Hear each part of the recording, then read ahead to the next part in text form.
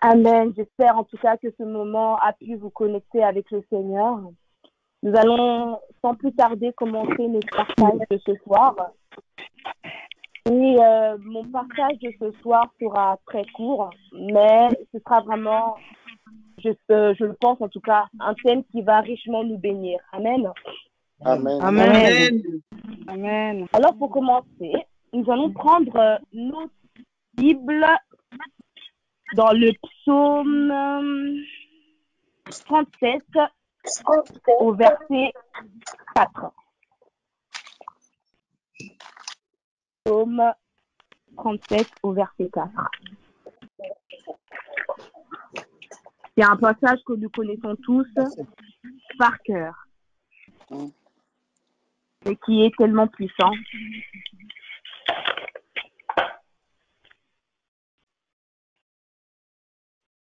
Amen, vous y êtes? Amen. Alors, je vais le lire au nom puissant de Jésus. Fais de l'Éternel tes délices, et il te donnera ce que ton cœur désire. Amen. Amen. Amen. Amen. Mais nous Amen. allons lire encore plus loin. Dans le verset 5, il dit « Recommande ton sort à l'Éternel, mets en lui ta confiance, et il agira. » Il agira. Amen. Amen. Amen. Ce verset-là, il est tellement puissant, mes frères et sœurs. Je ne sais pas si vous imaginez en fait la profondeur. On le lit souvent, mais parfois, je pense que nous ne réalisons pas la profondeur de ce verset-là. Il dit « Fais de l'Éternel tes délices ». Mais maintenant, nous allons savoir qu'est-ce que c'est que de faire de l'Éternel ses délices. C'est quoi? C'est quoi faire de l'Éternel ses délices? Et pour cela, nous allons nous appuyer dans le verset 119. Et nous allons prendre quelques versets. 119. Le psaume 119. Donc le psaume 119. Et nous allons relever quelques versets. Parce qu'il est très long. Mais nous allons comprendre qu'au fur et à mesure de ce verset, David nous parle de l'importance et qu'est-ce que c'est que ce délice-là. Amen. Amen. Amen. Amen. Alors, nous allons prendre le psaume 119 en premier au verset 16.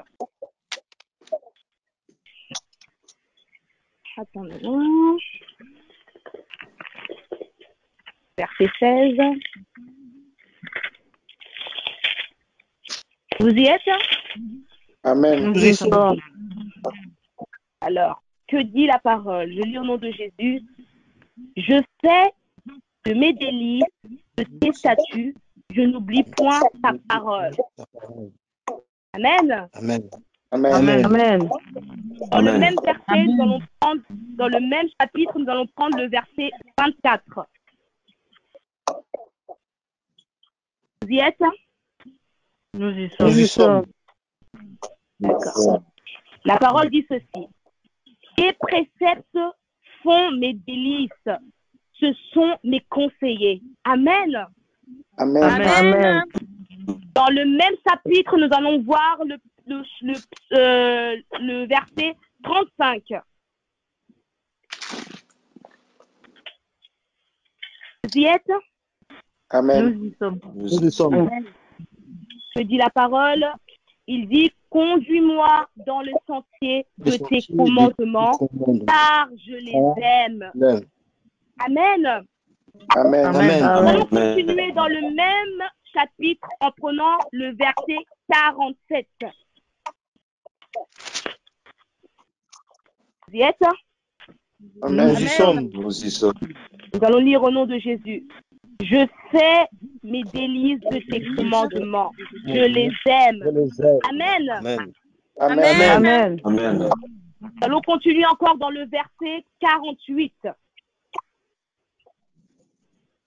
Lisons au nom de Jésus. Je lève mes mains vers tes commandements que j'aime et que je veux méditer tes statuts. Amen. Amen. Amen. Nous allons Amen. continuer encore dans le verset 72, mes frères et sœurs. Vous y êtes? Nous y sommes. Alors, nous allons lire. La parole dit ceci. Mieux vaut pour moi la foi de ta bouche que 1000 objets d'or et d'argent. Amen. Amen. Amen.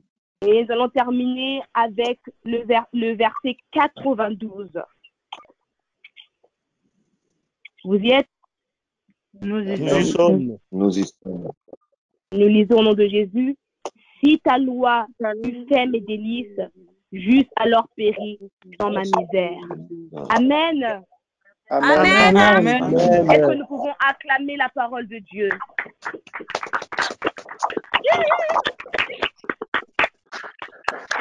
Mes frères et sœurs, là, dans ce verset, nous voyons vraiment de quoi, qu'est-ce qu'est les délices que l'Éternel nous parle dans le psaume 37. Je fais de l'Éternel mes délices. Mais qu'est-ce que c'est que ces délices? Ces délices, c'est la parole de Dieu. Amen. Amen. La parole de Dieu est douce à nos palais. Elle nous réconforte et elle est notre soutien. Vraiment, l'encouragement de ce soir, aujourd'hui, ce ne serait pas une prédication, mais c'est un encouragement. Vraiment, à vous pousser de vous rapprocher de la parole. Parce que la parole, c'est celle qui nous façonne. La parole, c'est celle qui nous renouvelle. La parole, c'est celle qui nous justifie. La parole, c'est celle qui nous change. Elle est douce et elle nous fait du bien. Amen. Amen. Amen. Le psaume dit, je fais de l'Éternel tes délices et il te donnera ce que ton cœur désire. Mais mon frère, laisse-moi te dire que lorsque tu fais de l'Éternel, lorsque tu fais de la parole de Dieu, ton délice, même tes désirs changent. Les désirs de ton cœur changent. Ce ne sont plus des désirs charnels, mais des désirs spirituels. Quand tu fais de l'Éternel tes délices, ta mentalité change, ton cœur change, tes envies changent. Tu désires des choses spirituelles qu'aux choses matérielles. C'est pourquoi l'Éternel nous dit, fais d'abord de l'Éternel tes délices. Et il te donnera ce que ton cœur désire. Pourquoi il te donnera ce que ton cœur désire? Juste après que tu fasses de lui tes délices, c'est parce que ton cœur sera renouvelé, parce que tu ne seras pas la même personne, parce que l'esprit de vie vivra en toi, parce que le Saint-Esprit qui te façonne par sa parole criera plus fort que tes désirs charnels, parce que la parole assujettit les désirs de la chair. La parole a une puissance dans notre vie. La parole est capable de transformer les cœurs de pierre en cœurs de chair. C'est pourquoi je vous encourage aujourd'hui, mes frères et sœurs, dans la prière de ce soir, nous allons vraiment demander la soif, la faim de la parole de Dieu. La parole est un pain. Jésus lui-même a dit, lorsque vous avez fait le dîner de Pâques ensemble, il a dit, ceci est mon corps, mangez-le. Parce que c'est la nourriture qui nourrit notre esprit. La chair, elle partira. Au jour d'aujourd'hui, nous voyons comment les gens tombent. Même les personnes qui ont beaucoup d'argent meurent par ce virus. Mais l'esprit ne meurt pas. L'âme ne meurt pas.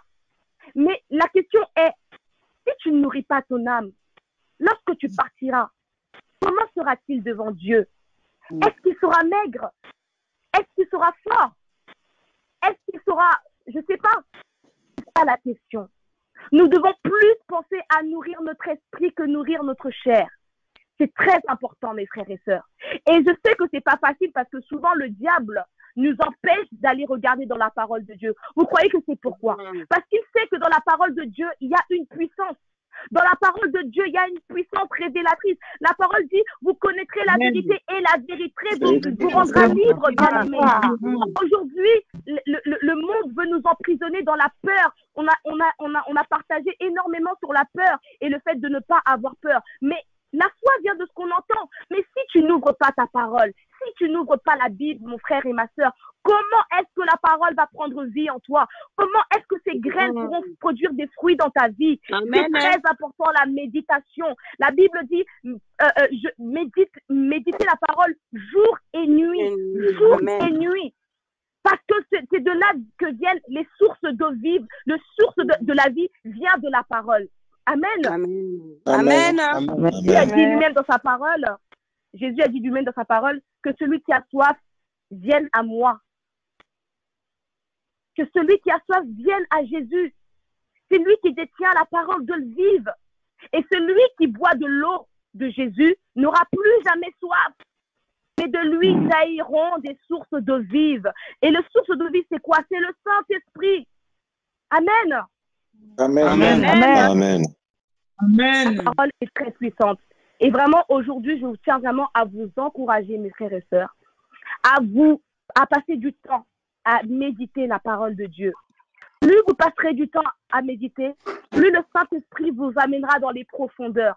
Plus le Saint-Esprit va commencer à vous révéler. Plus le Saint-Esprit va commencer à vous parler directement. Parce que parfois, c'est vrai que quand on lit la parole, c'est vrai pour ça arrive à toute personne.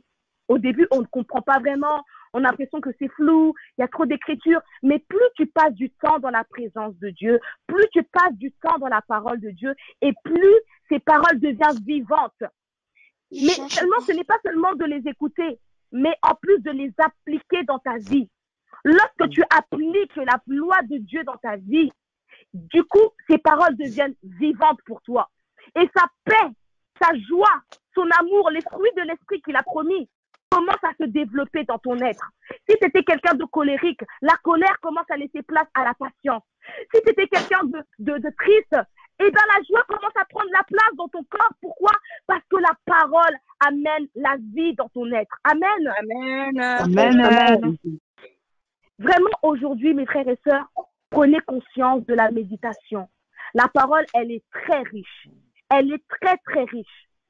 Et dites-vous bien que dans ces temps de la fin, la Bible dit, beaucoup à la fin chercheront la parole, mais ils ne la trouveront pas. C'est le moment. C'est le moment de méditer la parole. Parce qu'à un moment donné, elle ne sera plus là. On la cherchera, on ne la trouvera pas.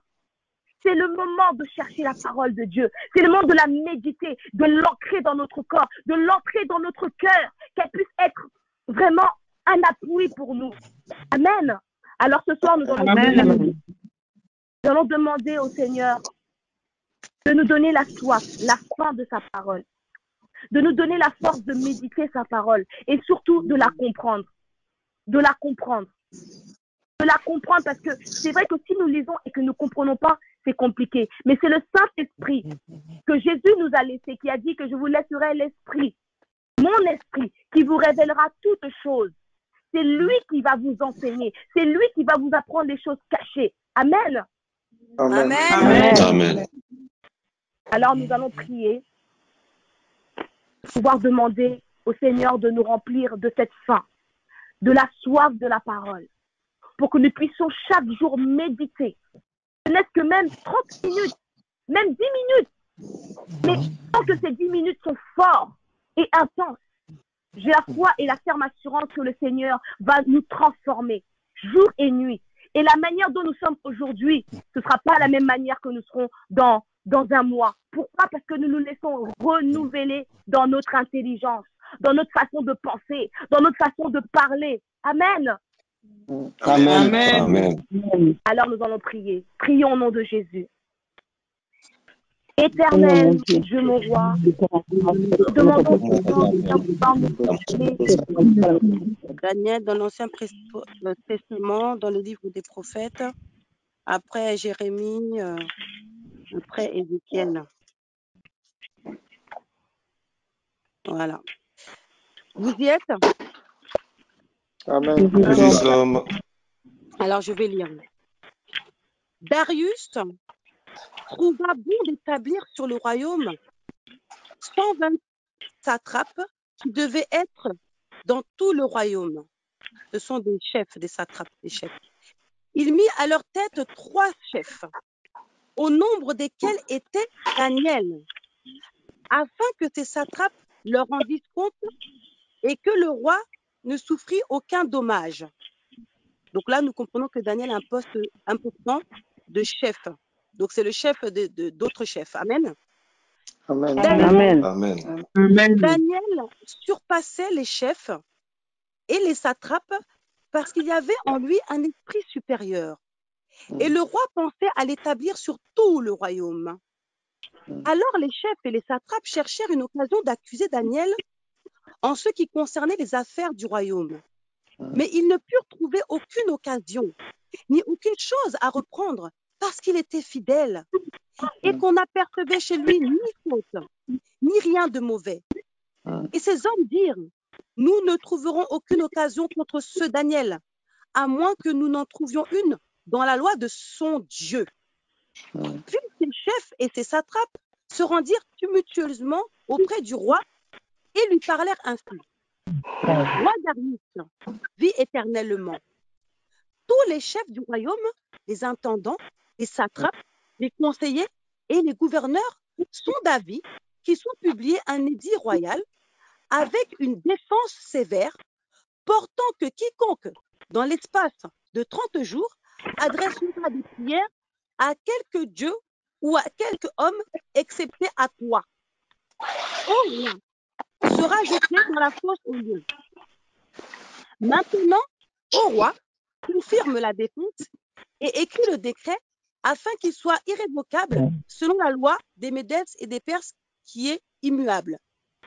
Là-dessus, le roi Darius écrivit le décret et la défense. Lorsque Daniel sut que le décret était écrit, il se retira dans sa maison où les fenêtres de la chambre supérieure étaient ouvertes dans la direction de Jérusalem.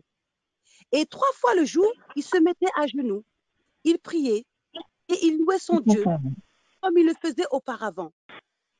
Alors, ces hommes entrèrent tumultueusement et ils trouvèrent Daniel qui priait et invoquait son Dieu. Puis ils se présentèrent devant le roi et lui dirent au sujet de la défense royale: n'as-tu pas écrit une défense portant que quiconque, dans l'espace de 30 jours, adresserait des prières à quelque dieu ou à quelque homme, excepté à toi, au roi, serait jeté dans la fosse aux lions? Le roi répondit: la chose est certaine, selon la loi des Médès et de Perse qui est immuable. Ils prirent de nouveau la parole et dirent: ô roi, Daniel, l'un des captifs de Juda, n'a tenu aucun compte de toi, ô roi, ni de la défense que tu as écrite. Et il fait sa prière 3 fois le jour. Le roi fut très affligé quand il entendit cela. Il prit à cœur de délivrer Daniel. Jusqu'au coucher du soleil, il s'efforça de le sauver. Mais ces hommes insistèrent auprès du roi et lui dirent: sache, ô roi, que la loi des Médès et des Perses exige que toute défense ou tout décret confirmé par le roi soit irrévocable. Alors le roi donna l'ordre qu'on amena Daniel et qu'on le jeta dans la fosse aux lions. Le roi prit la parole et dit à Daniel: puisse ton Dieu, que tu sers avec persévérance, te délivrer. On apporta une pierre et on la mit sur l'ouverture de la fosse. Le roi la scella de son anneau et de l'anneau de ses grands, afin que rien ne pût changer à l'égard de Daniel. Le roi se rendit ensuite dans son palais. Il passa la nuit à jeun. Il ne fit point venir de concubine auprès de lui, et il ne put se livrer au sommeil. Le roi se leva au point du jour avec l'aurore, et il alla précipitamment à la fosse aux lions. En s'approchant de la fosse, il appela Daniel d'une voix triste. Le roi prit la parole et dit à Daniel: Daniel, serviteur du Dieu vivant, ton Dieu que tu sers avec persévérance, a-t-il pu te délivrer des lions? Et Daniel dit au roi: Roi, vis éternellement. Mon Dieu a envoyé son ange et fermé la gueule des lions, qui ne m'ont fait aucun mal, parce que j'ai été trouvé innocent devant lui et devant toi non plus. Ô roi, je n'ai rien fait de mauvais. Alors le roi fut très joyeux et il ordonna qu'on fît sortir Daniel de la fosse. Daniel fut retiré de la fosse et on ne trouva sur lui aucune blessure parce qu'il avait eu confiance en son Dieu. Le roi ordonna que ces hommes qui avaient accusé Daniel fussent amenés et jetés dans la fosse aux lions, eux, leurs enfants et leurs femmes. Et avant qu'ils fussent parvenus au fond de la fosse, les lions les saisirent et brisèrent tous leurs os. Après cela, le roi Darius écrivit à tous les peuples, à toutes les nations, aux hommes de toute langue qui habitaient sur toute la terre, que la paix vous soit donnée avec abondance. J'ordonne que, dans toute l'étendue de mon royaume, on ait de la crainte et de la frayeur pour le Dieu de Daniel, car il est le Dieu vivant, qui subsiste éternellement. Son royaume ne sera jamais détruit et sa domination durera jusqu'à la fin. C'est lui qui délivre et qui sauve, qui opère des signes et des prodiges dans les cieux et sous la terre. C'est lui qui a délivré Daniel de la puissance des lions. Daniel prospéra sous le règne de Darius et sous le règne de Cyrus le Père. Amen. Amen. Amen. Bien-aimé, depuis dimanche, le Seigneur me parlait. Il me disait, dis à mon peuple que je suis fidèle. Rappelle à mon peuple que je suis fidèle. Tout le temps. Rappelle à mon peuple que je suis fidèle. Va lire l'histoire de Daniel. Et je suis tombée sur ce chapitre. Et j'ai lu ce chapitre. Il y a des versets qui m'ont interpellée que je vais partager avec vous parce que vraiment, c'est tellement fort ce qu'il y a dans ce passage-là. On voit bien qu'au verset 2, au début, on nous fait comprendre que Daniel avait un poste à responsabilité. Et on nous dit clairement que le roi avait un projet de lui donner une responsabilité encore plus grande afin qu'il soit responsable au niveau afin de l'établir sur tout le royaume, dit la parole. Donc, il y avait un projet, un bon projet pour Daniel. Le roi voulait l'élever. Mais quand les autres chefs ont entendu que le roi voulait élever Daniel, qu'est-ce qu'ils ont fait? Ils ont commencé à faire des manigances. Et qu'est-ce qui est écrit? Il est écrit que Daniel surpassait les autres chefs. Pourquoi? Parce qu'il avait un esprit puissant. Bien aimé, nous qui croyons en Dieu. Tout à l'heure, la sœur nous a rappelé que nous avons le Saint-Esprit. Nous avons un esprit puissant en nous. Il y a une différence entre ceux qui craignent, qui croient en Dieu, qui ont vraiment accepté Dieu en vérité, parce qu'ils ont en eux un esprit puissant qui fait la différence. Et quand nous prenons le verset 4, on voit que Daniel était intègre et innocent, et que les gens qui voulaient lui faire du mal ne trouvaient rien à lui reprocher. On a parlé ces dernières semaines, plusieurs personnes ont parlé de l'histoire de Noé, de plusieurs hommes de Dieu, Abraham, etc. Et on trouve toujours la même qualification: intègre, innocent, honnête. Je vais revenir là-dessus tout à l'heure. Et qu'est-ce qui s'est passé? Les chefs ont été engrainer le roi pour qu'il établisse une loi pour que toute personne, dans les 30 jours à venir, qui va prier un autre Dieu que le roi, soit jeté dans la fosse aux lions. Pourquoi? Parce qu'il savait très bien que Daniel était fidèle à Dieu et qu'il priait. Il priait Dieu, le Dieu Tout-Puissant, créateur du ciel et de la terre. Et il savait très bien que Daniel n'allait pas fléchir, qu'il allait rester fidèle à son Dieu. Et ils se sont dit, là, c'est fini pour Daniel. Et au verset 15, on nous dit, ces hommes insistèrent parce que le roi ne voulait pas. Le roi voyait que Daniel était innocent, un peu comme Ponce Pilate et Jésus. Il voyait que j'ai rien à reprocher à cet homme, il est sérieux. Je voulais même le faire évoluer au sein du royaume. Mais les méchants ont insisté. Bien aimé, ton ennemi va toujours insister. Quand le diable est parti tenter Jésus lorsqu'il jeûnait pendant ces 40 jours, d'ailleurs nous sommes sur la fin des 40 jours de carême. Quand le diable est parti tenter, il est parti tenter le Fils de Dieu. Comme nous disent souvent les pasteurs. Et nous, vous croyez qu'il ne va pas essayer de nous tenter? Ils insistent toujours, ces esprits mauvais. Ils insistent. Donc nous aussi, nous devons tenir ferme. Quand le roi parle du Dieu de David, il dit quoi de Daniel? Ce qui m'a interpellé, au verset 7, il dit, le roi est contraint, c'est avec contrainte qu'il fait ce décret-là, parce qu'il a été poussé par les autres chefs. Mais il dit, puisse ton Dieu que tu sers avec persévérance. Persévérance, Amen. la ténacité. La ténacité, c'est persister malgré les difficultés. De la même manière que notre ennemi insiste, que ce monde insiste pour se moquer des lois de Dieu, insiste pour pervertir la communauté, la société, les êtres humains. De la même manière que les forces, les gouverneurs, les chefs d'État servent le diable, travaillent avec les forces du diable, ils persistent pour mener, pour se moquer de la parole de Dieu et faire tout le contraire de ce que veut Dieu, en renversant toutes les valeurs de Dieu. Ils insistent, ils manigancent. On entend des histoires de ce virus-là, que ce sont des manigances, que ce sont les hommes qui ont créé ça, tout ça. Tout ça, ce sont des manigances.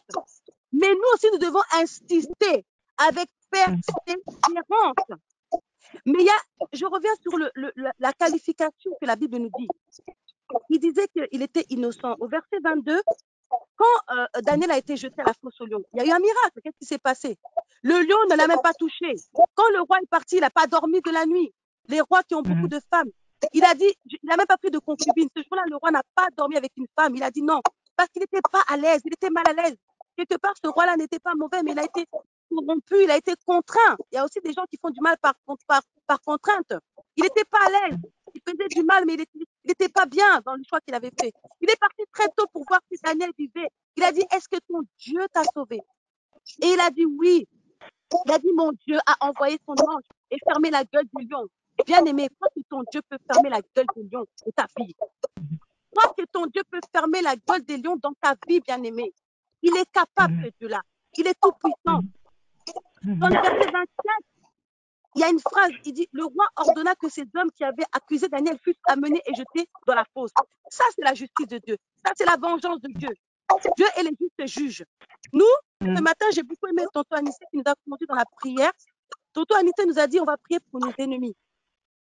C'est vrai que nous, on n'a pas à se battre contre la chair, en fait. Le combat est spirituel. Nous, on ne veut pas du mal aux gens. On veut que les gens se convertissent, qu'ils changent, qu'ils se repentissent. Mais par contre, on dit, Seigneur, que ces œuvres ne m'atteignent pas, que ces flèches ne m'atteignent pas. Touche ton cœur afin qu'il change, mais que ces plans-là, ces pièges-là qui me tentent, ne m'atteignent pas. C'est toi les justes juges. À quoi la vengeance? À quoi la rétribution? Dieu a vengé Daniel. Est-ce que Daniel a dit oui? Il n'a même pas parlé de ses ennemis. Le roi lui-même, il a amené ses ennemis à sa place dans la fosse. Et avant même qu'ils arrivent en bas, les lions les avaient déjà dévorés.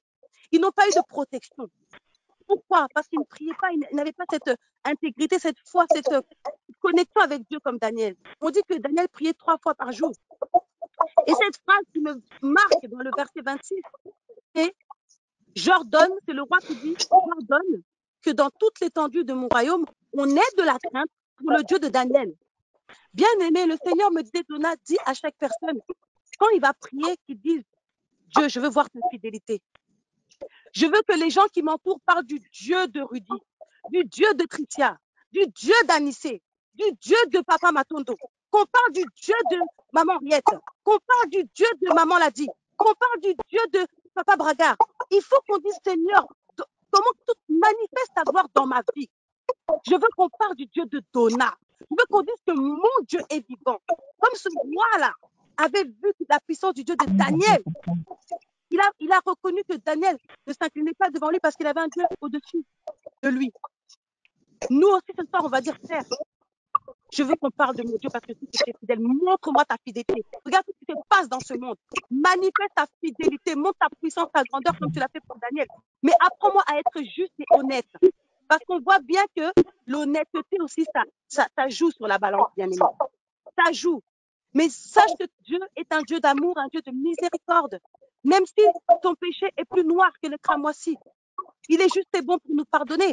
Comme nous rappelle souvent Papa Mabanza. N'aie pas honte, bien-aimé. C'est le moment. Pendant ce confinement, remets-toi en question. Même si tu es sorcier, même si tu as fait du mal dans ta vie, même si tu as tué quelqu'un, même si tu as fait je ne sais quoi, Dieu n'est pas comme l'homme. Il te pardonne si tu t'inclines devant lui, si tu te repens avec sincérité. Papa Mabanza nous avait enseigné sur la repentance en disant que quand tu te repens, déjà, tu reconnais ta faute. Tu dois être capable de reconnaître, d'assumer, de dire que ça, j'ai fait ça, c'est mauvais. Tu reconnais ta faute déjà. Tu te remets en question. Et il y a le regret. Il nous avait parlé du regret. Quand tu te repens, tu dois regretter. Quand tu demandes pardon, c'est-à-dire que tu regrettes le mal que tu as fait. Bien-aimé, ce soir, retiens que Dieu est fidèle. Que nous aussi, on doit être fidèle à Dieu comme Daniel. Mais qu'on doit aussi travailler. On n'est pas parfait. On n'est pas là pour juger. Personne n'est parfait. Personne n'est parfait. Mais on va dire, Seigneur, aide-moi à être comme Daniel, honnête, intègre, comme Lot, comme Abraham, comme Noé. Aide-moi à être comme Jésus. Aide-moi à être honnête. Apprends-moi comment je peux sortir du mal. Comment je peux sortir du péché. Comment je peux sortir de ce qui m'empêche d'être en communion avec toi. Aide-moi. Reconnaître qu'on est mauvais. Il faut reconnaître aussi, dire que non, je suis mauvais. Je fais du mal. Ce que je fais, c'est mal. Bien-aimé, c'est entre toi et ton Dieu. Pendant le confinement, c'est le moment aussi, comme Papa Samy nous a dit, c'est pas un confinement, c'est une retraite spirituelle. Que chacun se remette en question. Que chacun s'examine. Que chacun s'examine lui-même. Que chacun fasse le bilan de sa vie. Là, c'est un test. Ce sont les débuts, c'est le début du commencement. Ce sont les signes des temps de la fin. C'est le début, c'est même pas encore la fin. Mais là, c'est comme un test. C'est comme un test. Comment tu es? Tu es comment en ce moment, bien-aimé? C'est là qu'il faut commencer à se remettre en question. On te donne une chance, bien-aimé. Ton Dieu peut te délivrer de la fausse religion. Si tu as une maladie, Dieu peut te guérir. Mais change ton cœur. Souvent, nous sommes là à dire, pasteur, prie pour moi. Mais est-ce que toi, ton cœur est propre, bien-aimé? Pasteur, prie pour moi. Mais est-ce que ton cœur est pur, bien-aimé? Maman Émilie, prie pour moi. Maman Lavie, prie pour moi. Maman Réette, prie pour moi. Mais est-ce que tu t'es repenti? Est-ce que tu as regretté le mal que tu as fait, comme a dit Papa Mabanza? Là, on est en temps de retraite spirituelle, comme Papa Samy l'a très bien dit dimanche. C'est une retraite spirituelle. Donc, tu te mets en retraite, tu fais un pas en arrière, tu regardes ta vie. Tu commences à analyser tout ce que tu fais. Comment tu parles? Tes pensées là, est-ce que tes pensées sont pures? Est-ce que tes pensées sont bonnes envers ton prochain? Est-ce que tu veux le bien à ton prochain ou tu veux toujours le mal des autres? Est-ce que tu es joyeux quand ton frère réussit ou tu es jaloux? Tu veux l'échec de ton voisin? Est-ce que tu aimes ton prochain? Bien-aimé, il est temps de se remettre en question. Parce que c'est bien beau de lire des histoires comme Daniel. Mais il ne faut pas oublier les détails. Il n'avait rien à trouver à Daniel. Les méchants n'avaient rien. Bien-aimé, quand tu sais ton ennemi n'a rien à trouver, il n'a rien à se reprocher, c'est comment dire, tu gagnes en fait de l'avance. Tu perds moins de temps dans ta victoire. Parce que tu as moins de fardeaux en fait. Mais quand tu as les fardeaux, déjà, il faut te débarrasser de tes fardeaux. Bien-aimé, Jésus a dit, venez à moi, vous tous qui êtes fatigués et chargés. Ce soir, on va prier. On va dire, Père, tu es un Dieu de fidélité. Moi aussi, je veux être fidèle. Donc, c'est la fidélité dans les deux sens. Montre-moi ta fidélité. Je veux qu'on parle de mon Dieu, mais moi aussi, je veux être fidèle à ton nom. Prions, prions, prions, prions, prions. Éternel Dieu des armées, Zambé, Africa, moi, Zambé, Zambé, sois le Dieu de Daniel. Sois le Dieu de Papa Mata. Sois le Dieu de Papa Mabanda. Sois le Dieu de Papa. Sois le Dieu de Sergi. Sois le Dieu de Ferrando. Sois le Dieu de Serla. Sois le Dieu de Serla. Sois le Dieu de Serla. Sois le Dieu de Amen. Sois le Dieu de la lutte à sortir de la haine de la terre. Sois le Dieu qui me parle de lui. Sois le Dieu qui me révèle de ta vie. Sois le Dieu qui nous envoie ce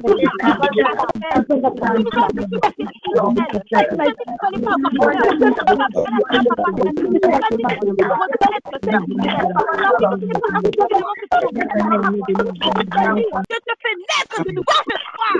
Fais face où tu es fidèle. Sois fidèle et tu verras. Demeure fidèle et tu verras dans ta vie. Tu verras dans ta vie tout ce que je vais faire. Il est là. Il est là, bien-aimé. Notre Dieu, il est là. Pour les passages bibliques, après, je vais donner un peu d'explication après. Amen. Amen. Amen. Amen. Amen. On va sur les psaumes 94, et 7 à 9.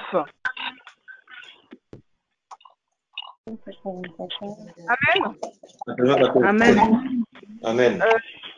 Je vais laisser Tristan lire pour moi, s'il te plaît.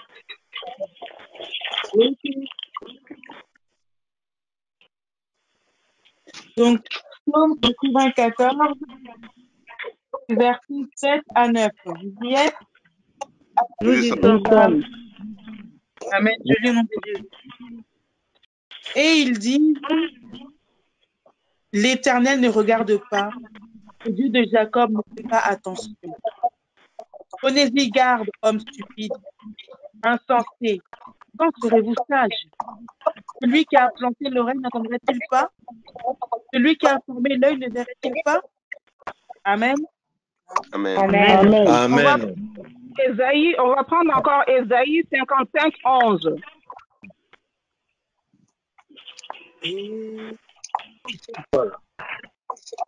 Ésaïe combien? Ésaïe 55, Ésaïe 55, 11. 55, 11. Ok. Ésaïe 55, verset 11. Vous y êtes? Nous y sommes. Je lis au nom de Jésus. Ainsi en est-il de ma parole qui sort de ma bouche. Elle ne retourne point à moi sans effet, sans avoir exécuté ma volonté et accompli mes desseins. Amen. Amen. Amen. On va prendre encore 1 Pierre 5 à 10. 1 Pierre 5 à 10. 1 Pierre 5 à 10. Pierre 5, verset 1 Pierre 1 5 Pierre 5. à 11. 1 1 Pierre Pierre 5, 10, 11. 10, 11. 1 Pierre 5 de 10 à 11. Ah, d'accord. Ok. Bien. 1 Pierre 5, verset 10 à 11. Vous y êtes? Voilà. Je lis au nom de Jésus. Le Dieu de toute grâce qui vous a appelé en Jésus-Christ à sa gloire éternelle, après que vous aurez souffert un peu de temps, vous perfectionnera lui-même, vous affermira, vous fortifiera, vous rendra inébranlable. À lui soit la puissance au siècle des siècles. Amen. Amen. Amen. On va finir, on va prendre Exode 14 de 13 à 14.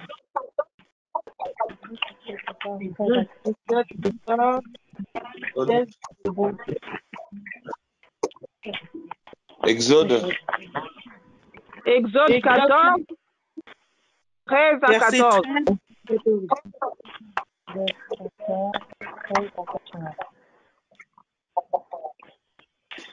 Voilà. Exode 14, verset 13 à 14. Vous y êtes? Nous y sommes. Je lis au nom de Jésus.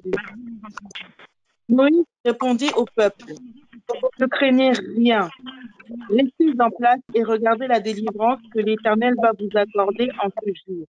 Car les Égyptiens que vous voyez aujourd'hui, vous ne les verrez plus jamais. L'Éternel combattra pour vous et vous gardez le silence. Amen. Amen. Amen. Ce soir, le Seigneur nous parle de la délivrance. Le Seigneur a entendu nos prières. Il a entendu nos cris. Il a entendu nos pleurs parce que ces derniers temps, le monde est vraiment dans l'angoisse. Le monde est bouleversé. Alors, le Seigneur, ce soir, nous parle de la délivrance. Il est là pour nous délivrer. Il a entendu. Et aujourd'hui, il a dit, moi, ma main est sur mon peuple. Mon peuple, il a beaucoup pleuré. Mon peuple, il a beaucoup souffert. Et aujourd'hui, je viens. Je viens pour délivrer mon peuple. Je viens aujourd'hui pour délivrer mon peuple. Quand il a dit, les Égyptiens que vous voyez aujourd'hui, vous ne les verrez plus jamais. Aujourd'hui, on nous parle de ces virus-là. Et moi, ce soir, je vais dire, le Seigneur nous dit que ces virus qu'on attend, qu'on voit aujourd'hui, qui a fait vibrer le monde, on le voit aujourd'hui, demain, on ne le verra pas, au nom de Jésus. Amen. Amen. Il est là pour nous, il a entendu tout, il a entendu. Parce que lui, il a dit, lui qui a fait l'œil, il n'entendra pas. Lui qui a fait les oreilles, il n'entendra pas. Lui qui a fait ses yeux, il ne voit pas, il voit et il entend. Il voit comment on souffre, il entend nos cris. Et ce soir, lui, il vient pour nous délivrer. Il vient pour mettre sa main sur nous. Parce qu'on pleure, on pleure.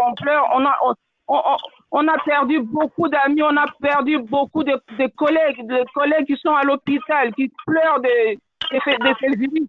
Mais aujourd'hui, Dieu est là, il nous dit, il vient nous délivrer. Amen. Amen. Amen. Franchement, mes bien-aimés, Dieu est là. Dieu est là. Et il nous dit seulement d'être fidèle envers lui. D'être fidèle envers lui. Parce que lui, il veut faire sa justice. Il veut faire sa justice. Alors, soyons vraiment fidèles avec lui. Et quand il va faire sa justice, pour que ceux qui sont fidèles à lui soient délivrés vraiment. Parce qu'il a entendu nos pleurs, il a entendu nos cris. Il a entendu ses enfants pleurer. Et ce soir-là, il vient pour nous délivrer. Amen. Amen. Amen. Amen. Amen. On va prier pour la délivrance, on va prier vraiment pour que Dieu nous délivre parce que lui, c'est un Dieu qui ne ment pas et ce n'est pas un homme pour se repentir. Hein? Amen. Un homme pour se repentir, quand il promet quelque chose, il réalise sa promesse. Alors ce soir, on va prier vraiment pour que Dieu nous délivre de ces virus qui nous font autant de mal. Amen. Amen. Amen. On va prier.